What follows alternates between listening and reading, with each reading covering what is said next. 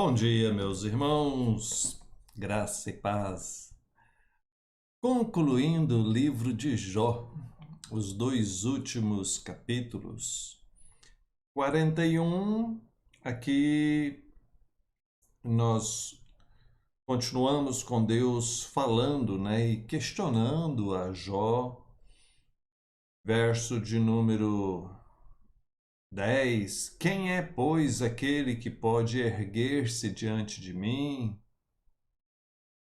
Quem primeiro me deu a mim, para que eu haja de retribuir-lhe? Pois o que está debaixo de todos os céus é meu.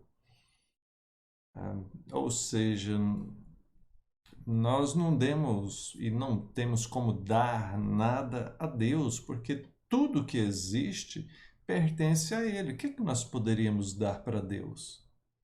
A nossa própria vida pertence a Ele, tudo que foi criado pertence a Ele, Ele é o Senhor de tudo, dono de tudo, então não temos como dar nada a Ele, E isso é que faz dele ser o que é, o Deus eterno, Criador de todas as coisas, merecedor do nosso respeito, da nossa adoração. Entramos no capítulo 42 e temos então a confissão de Jó. Então respondeu Jó ao Senhor: bem sei que tudo podes, e nenhum dos seus planos pode ser frustrado.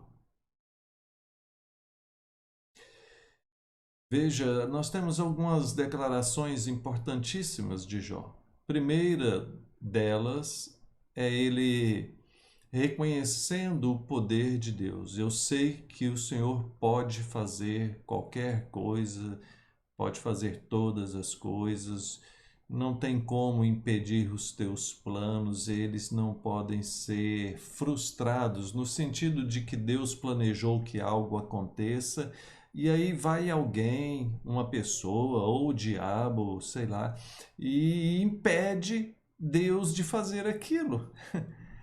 Veja, isso seria um absurdo, seria admitir que tem uma força maior do que Deus, e isso não existe.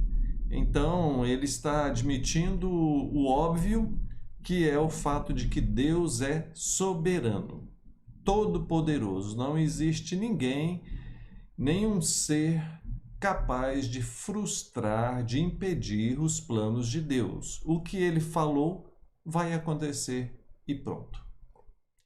Segunda coisa, na verdade, falei do que não entendia. Coisas maravilhosas demais para mim, coisas que eu não conhecia. Sabe, é o perigo de ser precipitado, de ir falando sem refletir. Então, por isso que Provérbios fala tanto a respeito da sabedoria. O sábio, ele deve permanecer em silêncio, ele deve buscar entender as coisas. Então, Jó aqui, ele admite que ele estava falando sem entendimento. Verso 5: eu te conhecia só de ouvir, mas agora os meus olhos te veem. Talvez aqui tenhamos a maior de todas as lições que Jó aprendeu. Ou seja, de que antes ele tinha um conhecimento teórico, mas agora ele tem um conhecimento prático. Uma coisa é você ouvir falar de Deus, você pode ter nascido num lar cristão e ter sua vida inteira ouvido falar de Jesus, de Deus, da Bíblia, ter frequentado igreja ou igrejas, Tem pessoas que passam por tantas igrejas. Particularmente eu acho isso muito ruim, ficar mudando de igreja em igreja. Mas voltando aqui, olha só, ele tinha um conhecimento teórico. É a religiosidade, é o fazer por fazer. Mas agora, depois de tudo que aconteceu com ele agora tem experiência com Deus. Ele diz assim: agora os meus olhos te veem. É claro que ele está falando num sentido figurado, Deus não estava ali diante dele, se mostrando. Tá? A Bíblia, aqui no início, fala que Deus falou do meio de um redemoinho, né? Então, ele está falando no sentido figurado, no sentido que agora ele tem experiência com Deus. E aí ele completa verso 6: por isso eu me abomino e me arrependo no pó e cinza, porque agora ele enxerga todo o seu erro. Né? Então, a atitude aqui de Jó é uma atitude de humildade, de reconhecimento de Deus, uma atitude de quebrantamento, aquela atitude de quem aprendeu a lição. E isso agrada ao Senhor.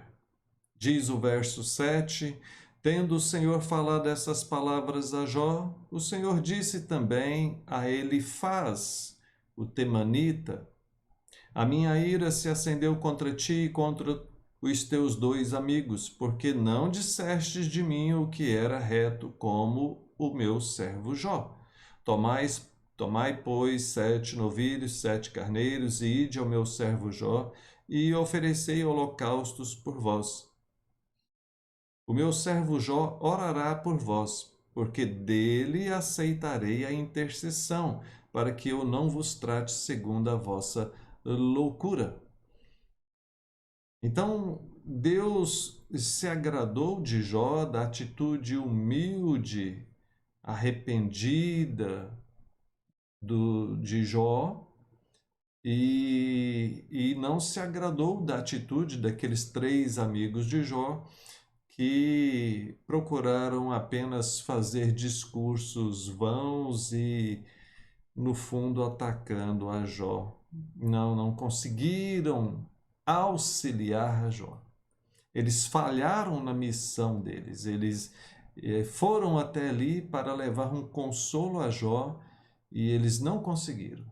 Eles tentaram, acusar a Jó. E por isso Deus aqui não está satisfeito com eles.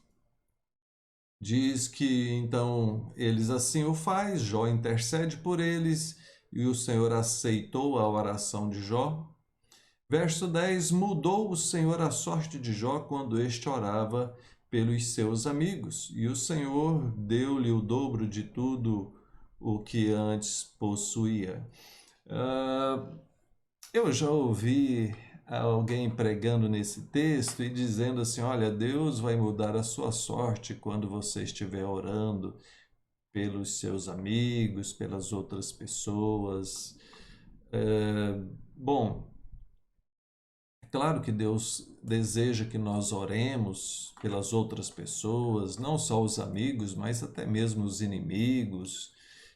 Devemos orar por todos. Mas não é este o princípio. Deus mudou a sorte de Jó, não é porque Jó estava orando pelos amigos.